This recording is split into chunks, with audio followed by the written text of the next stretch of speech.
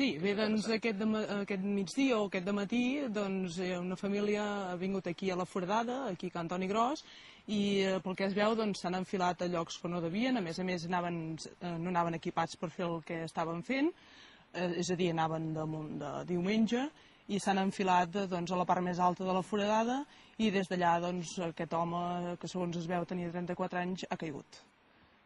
I desgraciadament s'ha matat.